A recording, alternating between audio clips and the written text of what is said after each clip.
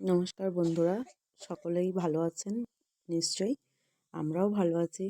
তো এই অনেকটাই ঠান্ডা পড়ে গেছে, দেখতেই পাচ্ছেন আমি আজকে কি নতুনত্ব একটা কিছু বানাতে যাচ্ছি। তো হয়তো অনেকে অনেক কিছু বুঝতে পারবেন না প্রথমে, তো এটা দেখে নিশ্চয়ই বুঝতে পারছেন যে কি।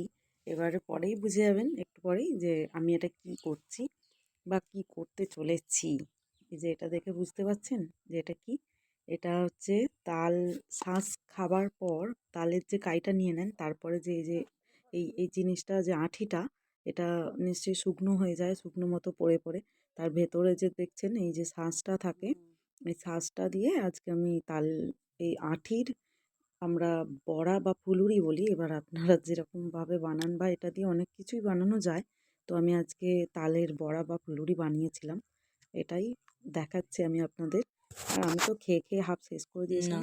এই যে ধুয়ে নিয়েছিলাম পরিষ্কার করে নিয়ে এইরকম মিক্সিতে দিয়ে এরকম বেটে নিয়েছিলাম, দেখতেই পাচ্ছেন।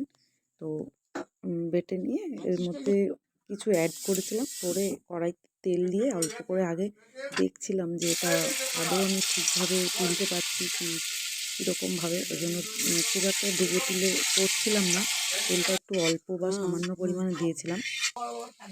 দেখছিলাম যে আমি তৈরি তো হচ্ছিল ভয়ে ভয়ে হালকা হালকা। করেছি যে তো উঠবে আমার কি না লাস্টের দিকে উঠবে। একটু কালো কালো হয়ে গিয়েছিল,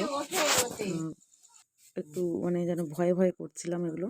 তো এই ব্যাটারটার মধ্যে আমি কি দিয়েছিলাম জানেন? এটার মধ্যে অল্প চালের গুঁড়ো দিয়েছিলাম, আর এই যে সামান্য নুন দিয়েছিলাম, আর মিষ্টির জন্য আমি এতে গুড় অ্যাড করেছিলাম, আখের গুড়। তো আপনারা যা ইচ্ছা দিতে পারেন, বাতাসা, চিনি, যা আপনাদের মন চায় আপনারা দিতে পারেন। বাট এগুলো ভালো ভালোই করেছিলাম। লাস্টের দিকে এই যে দেখতেই পাচ্ছেন কড়াইতে এগুলো একটু হালকা বসে গিয়েছিল বা চুঙে গিয়েছিল, কালো কালো হয়ে গেছে। এগুলোও খাচ্ছিলাম, ভালো লাগছিল, খুব ভালো লাগছিল। ধন্যবাদ। Like, comment, subscribe.